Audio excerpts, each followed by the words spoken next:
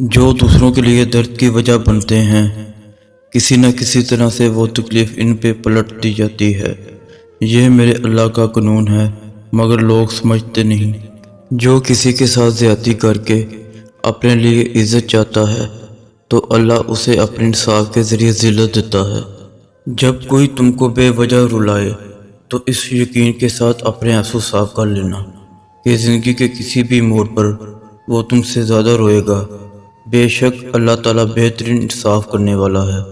اللہ فرماتا ہے، جب کوئی تم پر ظلم کرے تو میرے انتقام پر راضی ہو جاؤ، کیونکہ میرا انتقام تمہارے انتقام سے بہتر ہے۔ اپنے نقصان پر ہرگز غمزدہ نہ ہوا کریں، کیونکہ اللہ آپ سے اس وقت تک کچھ واپس نہیں لیتا جب تک اس سے بہتر آپ کو عطا نہ کرے۔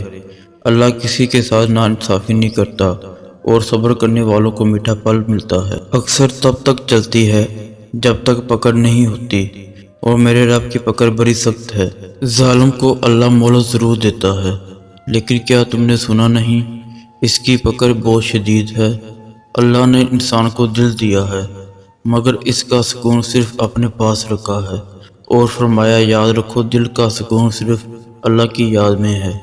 کل کی فکر مت کرو، جس اللہ نے آج تک سنبھال رکھا ہے وہ اللہ کل بھی تمہیں سنبھال لے گا۔ بس اپنے رب پر بھروسہ رکھو۔